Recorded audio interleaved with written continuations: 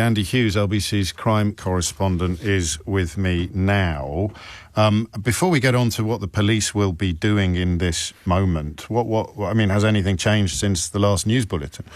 Well, at the moment, Greater Manchester Police is still leading this investigation. Counter-terrorism policing is not leading it, which means that this is not officially a terror attack. Now, that may change, of course. What will be happening is that the North West Counter-Terrorism Unit, they will be liaising with Greater Manchester Police, and it is not, as I say, at this stage, an official terror attack. Would you have expected it to be?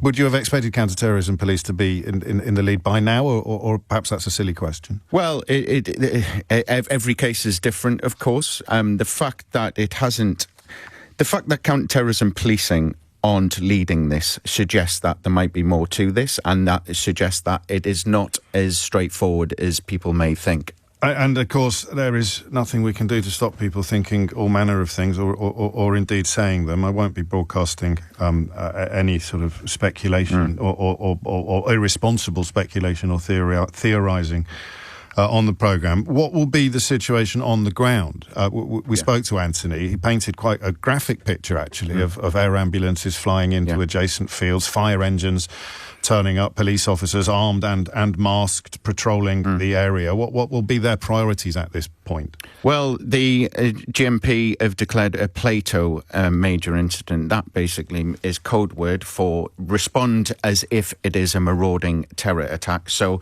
it is all resources will be being poured into this, and the obviously the first priority is to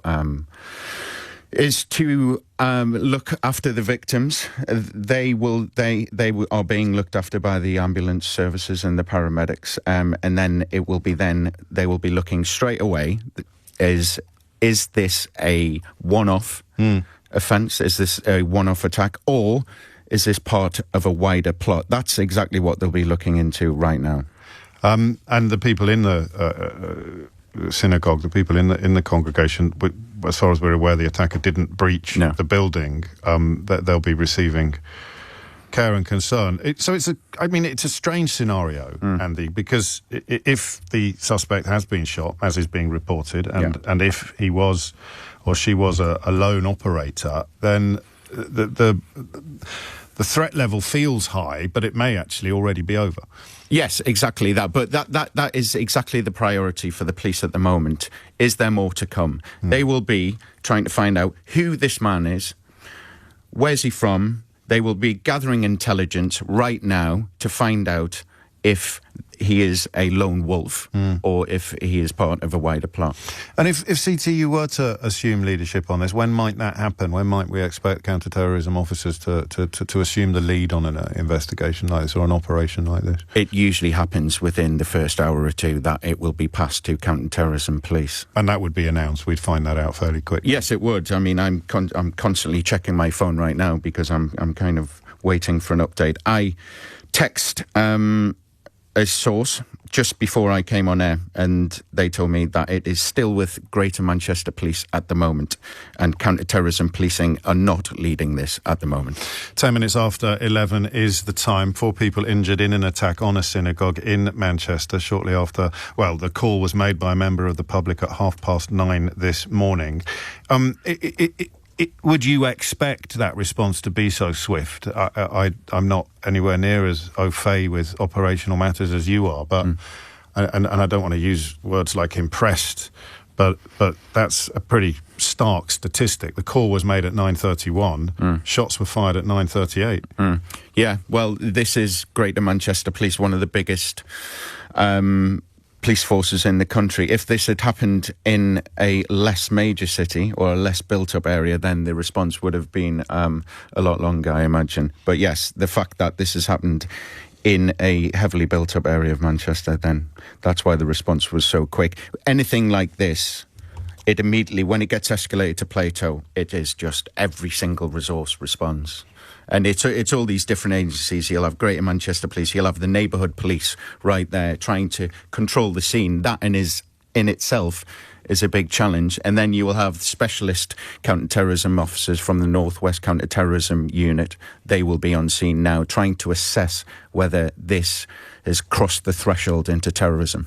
And how open would the dialogue be with journalists like you? I mean, you mentioned sources, so there'll be official channels, of course, but also unofficial channels where you might get a steer on what is going on and what is happening. That presumably is going to develop in the coming minutes and hours. Well, yes, that's exactly that's what my job is, of course. It's my job to find out if, ahead of everyone else, if this is indeed a terror attack or not. But as I say, at the moment, it is still being led by Greater Manchester Police, which suggests that at this moment it is unknown whether this is way more serious than people may think. 12 minutes after 11 is the time. It's always a little bit difficult to know what to say. People often mock the phrase thoughts and prayers, but I'm afraid that that's all that we have sometimes at moments like this. Happily, at the moment, it would appear that the only person dead is the suspect, 4 injuries about which we will discover more in the coming days. It is, of course, rendered all the more horrific by the fact that it has taken place on Yom Kippur, the holiest day in the Jewish calendar, which would explain also why the congregation was assembled outside the synagogue. Keir Starmer, the Prime Minister, who is himself, of course, married to a Jewish lady, has issued a statement. I'm appalled, he says, by the attack at a synagogue in Crumpsall. The fact that this has taken place on Yom Kippur, the holiest day in the Jewish calendar, makes it all the more horrific. My thoughts are with the loved ones of all those affected, and my thanks go to the emergency services and all the first responders. And the detail will emerge. It is a frustration and a very modern phenomenon in moments like this, that the space, particularly the online space, will fill with all manner of information. We saw it after those dreadful murders in Southport last year, when people were disseminating and amplifying blatant lies, in some cases for political ends. It's been suggested, but there's no room for that on responsible media platforms like this one.